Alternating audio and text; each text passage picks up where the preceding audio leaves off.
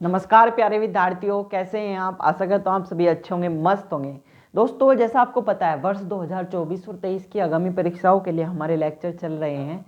History की 2 कक्षाएं खत्म हो चुकी हैं, ज्योग्राफी की 1 कक्षा खत्म हो चुकी है और आज एक नया अध्याय पॉलिटी कक्षा 6 की किताब का पहला चैप्टर है, जिसमें मैं एक चैप्टर विविधता की समझ और विविधता और भेदभाव, ये 2 चैप्टर में एक साथ आज 10 मिनट के अंदर आपके सामने खत्म कर दूंगा। आप इनको बड़ी आसानी से समझ पाओगे और नोट्स भी बना पाओगे, है ना।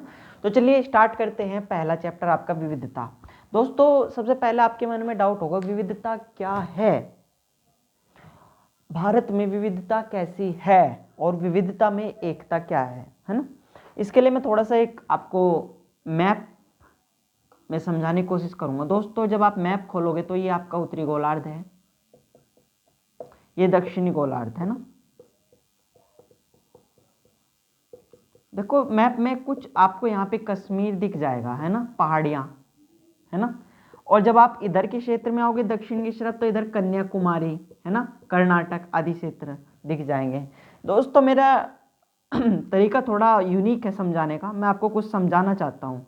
जब आप कश्मीर में जाओगे तो यहाँ की संस्कृति कुछ अलग है, यहाँ की सभ्यता कुछ अलग है। और जब आप कन्याकुमारी में जाओगे तो यहाँ की सभ्यता कुछ अलग है, यहाँ की संस्कृति कुछ अलग है। अर्थात आप अगर यहाँ से थोड़ा सा समझ पाए हो तो मैं आपको समझाने का थोड़ा सा ये कह रहा हूँ कि जो भारतीय समाज है, भारतीय समाज विभिन्नताओं, भारतीय समाज विभिन्नताओं का समूह है। जहाँ की विभिन्नता ही, मान लीजिए एक एग्जाम्पल, संस्कृति और सभ्यता दोनों में विभिन्नताएं हैं। यहाँ की संस्कृति अलग है, यहाँ की संस्कृति अलग है, यहाँ की सभ्यता अलग है, यहाँ की भाषा अलग है, यहाँ के त्योहार अलग हैं। समझ रहे हो ना। तो उसी को विविधता कहते हैं। और विविधता की एक परिभाषा है कि भारतीय समाज विभिन्नताओं का समूह है और इस विस्तृत भाग में विभिन्न प्रकार की विविधताएं के दर्शन होते हैं और विभिन्नताओं के दर्शन होते हैं। तो ये आप क्लियर हो चुका होगा इतना पॉइंट, मैं इसको थोड़ा स्किप कर देता हूँ। बड़ी आसानी से आप विविधता को समझ चुके होंगे। दोस्तों, मैं आपको बोलकर भी समझा सकता हूँ, लेकिन मैं लिखकर बेटर समझाने का प्रयास करता हूँ जिससे वो आपको याद रहे। चलिए, इतना तो हो चुका है। अब हम थोड़ा इसके बारे में जानते हैं, विविधता के तत्व। आखिर विविधता के तत्व क्या क्या हैं, है ना। आप कॉपी में नोट करते जाइएगा विविधता के तत्व। तो पहला आप नोट कीजिए, भाषा। भाषा विविधता का तत्व है। नंबर 2, त्योहार भी विविधता का तत्व है। और नंबर 3 आपका आता है, नंबर 3 में धर्म भी विविधता का एक तत्व है। धर्म भी क्या है, विविधता का तत्व है। भाषा भी क्या है, विविधता का तत्व है ना। अलग अलग भाषा होती है, अलग अलग त्योहार और अलग अलग धर्म, इसके बारे में आप सभी विस्तृत तरीके से जानते होंगे। चलिए, इतना आपका हो चुका है। अब मैं विविधता के प्रकार आपको बताने का थोड़ा सा प्रयास करूंगा। आप थोड़ा सा विविधता के प्रकार भी नोट कर लीजिएगा ताकि मेंस में आपको एक कोई भी क्वेश्चन हो लिखने में बड़ी आसानी हो। तो आप विविधता के प्रकार लिख लीजिए। भारत में विविधता के प्रकार, इसके लिए थोड़ा सा मैं यूनिक आपको समझाने का प्रयास करूंगा। पहला है भाषा विविधता। अलग अलग प्रकार की भाषाएं होती हैं, इस पर आप अपनी मनपसंद कुछ भी भाषा लिख सकते हैं, मतलब जो भी आपके विचार हो। नंबर 2 आप लिख लीजिए, द्रविड़ परिवार। दोस्तों, द्रविड़ परिवार, ये शब्द आपको मैं थोड़ा सा बता देता हूँ। ये तमिल, कर्नाटक आदि की जो जैसा मैं आपको बता, दक्षिण क्षेत्र की जितनी भाषाएं हैं उनके परिवार का एक समूह द्रविड़ परिवार कहलाता है, राइट। चलिए, तीसरा डाल लीजिए आप, सांस्कृतिक विविधता। सांस्कृतिक विविधता हो गया। चलिए, चौथा डाल लीजिए आप। चलिए, चौथा डाल लीजिए, धार्मिक विविधता। धार्मिक विविधता हो गया। चलिए, पांचवा डाल लीजिए आप, क्षेत्रीय विविधता हो गया। ये विविधता के प्रकार हैं, बड़ी आसानी से आप समझ चुके होंगे।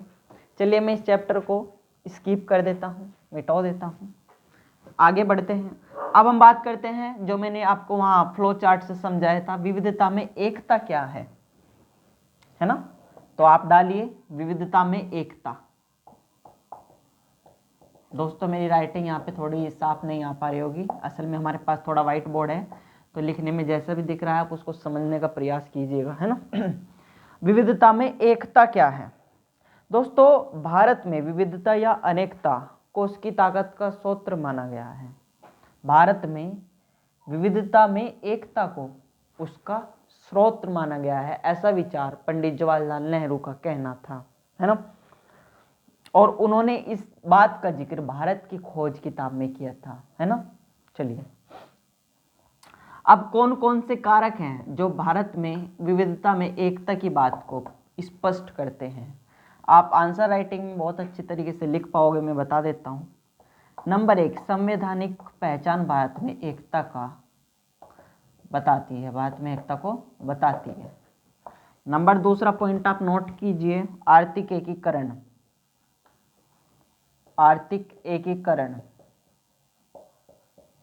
तीसरा पॉइंट आप नोट कीजिए, मेले और उत्सव। चौथा पॉइंट आप नोट कीजिए, चौथा पॉइंट नोट कीजिए सभी बच्चे, खेल और सिनेमा। थोड़ा मैं समझा देता हूं इनको, आखिर ये भारत में एकता में कैसे कारक हैं।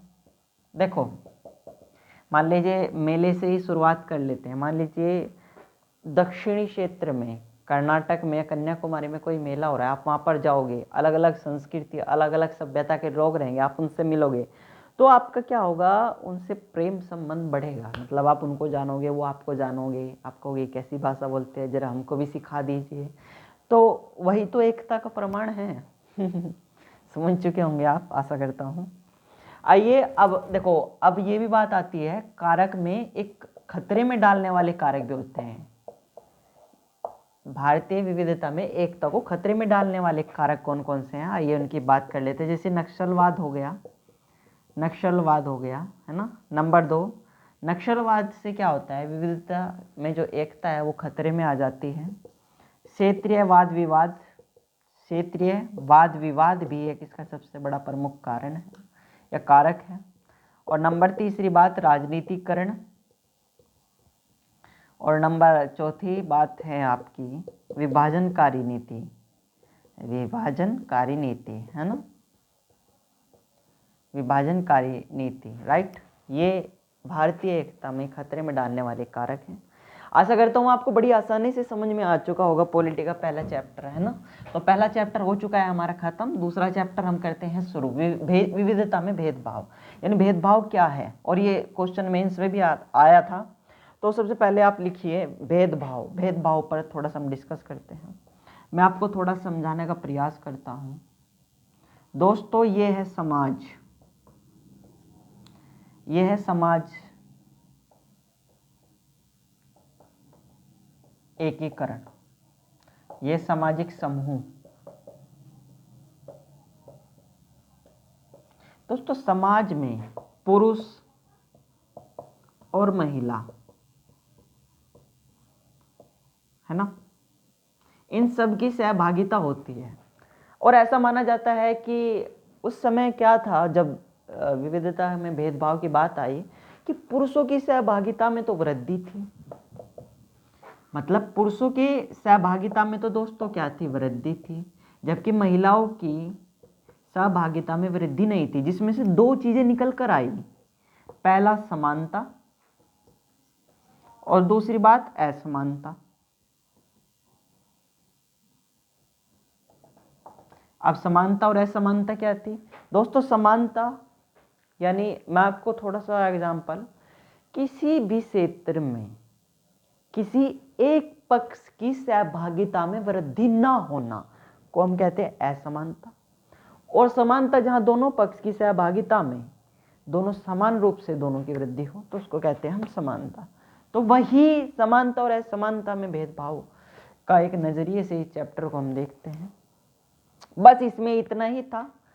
और इसमें एकीकरण की ओर थोड़ा सा केंद्र स्थापित किया गया, जिससे सामाजिक समूह अच्छे से न्याय स्थापित कर पाएँ और दोनों को समानता का अधिकार सुनिश्चित रूप से मिल पाए।